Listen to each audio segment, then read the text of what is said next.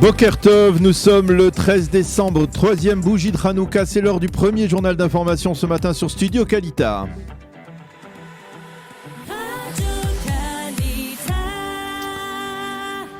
Les Israéliens se préparent à la très vaste opération nationale de vaccination qui devrait débuter dans les tout prochains jours en Israël. C'est le Premier ministre Binyamin Netanyahou qui devrait être officiellement le premier Israélien à se faire vacciner. Il sera suivi par les maires des grandes villes et des élus des pouvoirs locaux qui entendent donner l'exemple et pousser ainsi leur population à se faire vacciner. Et pour cause, actuellement, selon les différentes enquêtes, plus d'un tiers de la population israélienne refuserait de se faire vacciner. Et seulement la moitié de la population est prête à se faire vacciner sans délai et sans la moindre hésitation. Ces données interviennent alors que l'épidémie continue à frapper avec toujours plus d'intensité et alors que le nombre de décès est en passe de franchir dans les prochains jours la barre des 3000. On recense aujourd'hui 2979 personnes décédées des suites du virus depuis le début de la crise. Vendredi, on a recensé 1818 nouveaux malades avec un taux de positivité de 2,4%.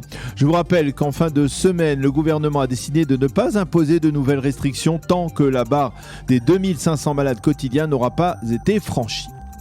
A noter que l'autorité palestinienne doit recevoir dans les tout prochains jours également quelques 4 millions de doses du vaccin russe Sputnik 5 et là aussi les équipes médicales seront prioritairement vaccinées, mais les forces de l'ordre et les journalistes d'ailleurs seront aussi vaccinés en priorité, a précisé le ministre palestinien de la Santé Mal Al-Kaïla.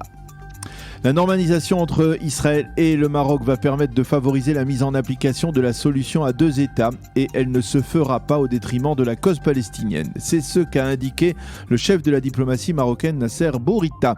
Il a confirmé que l'instauration de relations pleines et entières avec Israël inclura l'ouverture de liaisons aériennes directes et le développement de relations dans de multiples secteurs.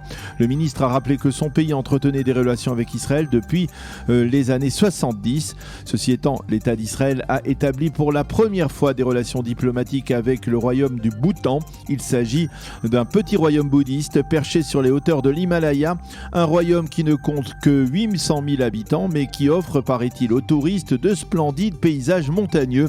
Cet accord a été ratifié durant le week-end par l'ambassadeur d'Israël en Inde, Ron Malka. Le Premier ministre Netanyahou s'est félicité de cette normalisation et il a précisé qu'Israël était actuellement en pourparlers avec d'autres États qui pourraient également normaliser leurs relations avec lui.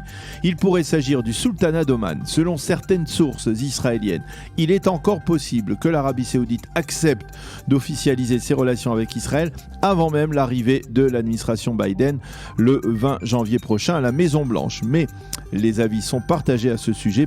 En effet, si le prince héritier Mohammed ibn Salman semble favorable à une normalisation, son père, le roi Salman, lui, y est opposé. Pour la 25e semaine consécutive, les manifestations anti-Bibi ont rassemblé des milliers de protestataires devant la résidence du Premier ministre rue Balfour hier soir, mais également dans d'autres points du pays et devant la résidence secondaire des Netanyahou à Césarée. La police a considérablement renforcé son service d'ordre pour veiller au maintien de l'ordre et effectivement, on n'a pas eu à déplorer d'échauffourées entre les manifestants et les policiers. Sur le plan politique, on approche à grands pas de la deadline du 23 décembre. C'est la date à laquelle, si le budget de l'État n'est pas voté, la 23e Knesset devra absolument se dissoudre. Actuellement, il semble peu probable que le parti bleu-blanc se fasse une sorte d'harakiri politique en provoquant de lui-même la dissolution du Parlement, c'est-à-dire en votant en seconde et troisième lecture la loi qui a été votée il y a 10 jours en lecture préliminaire. Hier, Gideon Sa'ar a déclaré qu'il ne siégera pas dans un gouvernement dirigé par Binyamin Netanyahou après de prochaines élections, ce qui a conduit le Likoud à réagir en affirmant que Sa'ar avait rejoint le camp de la gauche. Et puis nous terminerons ce premier journal d'information en rappelant le décès du célèbre banquier juif Joseph Safra qui s'est éteint en fin de semaine dernière à Sao Paulo. Joseph Safra avait 82 ans, il était l'homme le plus riche du Brésil. C'était un grand philanthrope qui a donné une partie de sa fortune à de nombreuses œuvres et institutions au sein des différentes communautés juives à travers le monde. La météo pour terminer, les températures seront en hausse et plus élevées que la moyenne saisonnière. Il fera aujourd'hui 21 degrés à Jérusalem, 23 à Tel Aviv et 28 degrés à Eilat. C'est la fin de ce premier journal d'information sur Studio Kalita.